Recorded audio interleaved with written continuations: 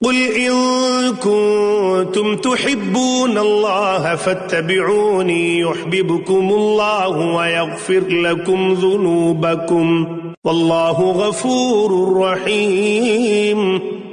اے پیغمبر، لوگوں سے کہہ دو کہ اگر تم اللہ سے محبت رکھتے ہو تو میری اتباع کرو، اللہ تم سے محبت کرے گا اور تمہاری خاطر تمہارے گناہ معاف کر دے گا، اور اللہ بہت معاف کرنے والا بڑا مہربان ہے۔ قل اطیعوا اللہ والرسول فإن تولوا فإن اللہ لا يحب الكافرین۔ کہہ دو کہ اللہ اور رسول کی اطاعت کرو، پھر بھی اگر منہ موڑو گے تو اللہ کافروں کو پسند نہیں کرتا۔ ان اللہ اصطفى آدم ونوحا وآل ابراہیم وآل عمران علی العالمین۔ اللہ نے آدم، نوح، ابراہیم کے خاندان اور عمران کے خاندان کو چن کر تمام جہانوں پر فضیلت دی تھی۔ ذریۃ بعضها من بعض واللہ سمیع علیم۔ یہ ایسی نسل تھی جس کے افراد نیکی اور اخلاص میں ایک دوسرے سے ملتے جلتے تھے، اور اللہ ہر ایک کی بات سننے والا ہے، ہر چیز کا علم رکھتا ہے۔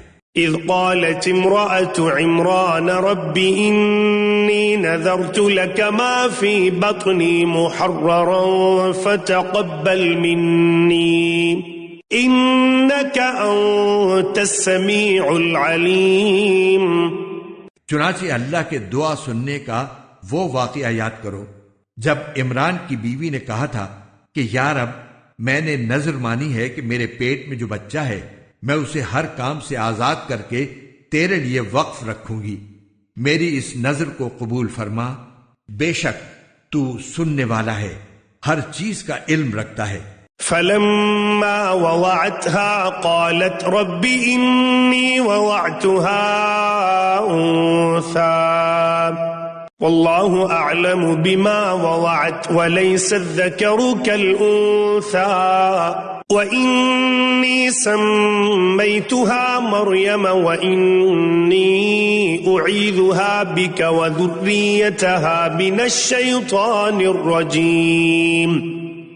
پھر جب ان سے لڑکی پیدا ہوئی تو وہ حسرت سے کہنے لگیں، یا رب، یہ تو مجھ سے لڑکی پیدا ہو گئی ہے، حالانکہ اللہ کو خوب علم تھا کہ ان کے یہاں کیا پیدا ہوا ہے، اور لڑکا لڑکی جیسا نہیں ہوتا، میں نے اس کا نام مریم رکھ دیا ہے، اور میں اسے اور اس کی اولاد کو شیطان مردود سے حفاظت کے لیے آپ کی پناہ میں دیتی ہوں۔ فتقبلها ربها بقبول حسن وأنبتها نباتا حسنا وكفلها زكريا كلما دخل عليها زكريا المحراب وجد عندها رزقا قال يا مريم أنى لك هذا قالت هو من عند الله ان اللہ یرزق من یشاء بغیر حساب۔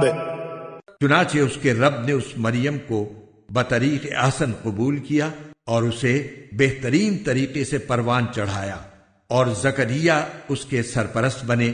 جب بھی زکریا ان کے پاس ان کی عبادت گاہ میں جاتے، ان کے پاس کوئی رزق پاتے۔ انہوں نے پوچھا، مریم، تمہارے پاس یہ چیزیں کہاں سے آئیں؟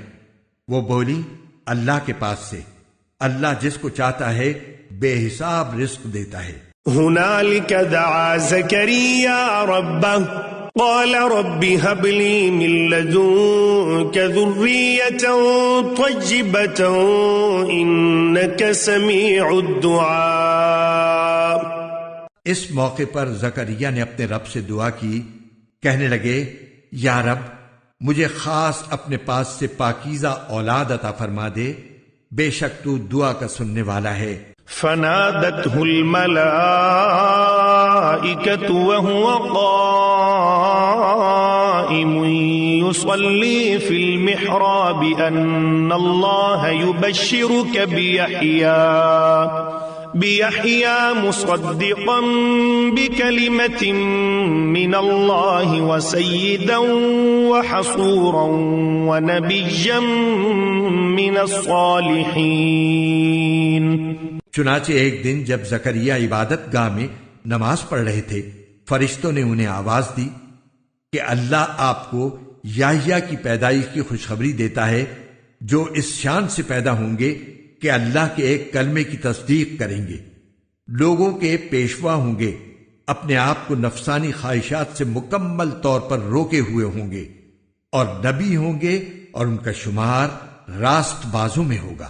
قال رب أنا يكون لي غلام وقد بلغني الكبر وامرأتي عاقر قال كذلك الله يفعل ما يشاء۔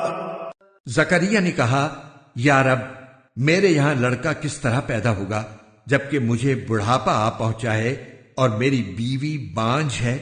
اللہ نے کہا، اسی طرح اللہ جو چاہتا ہے کرتا ہے۔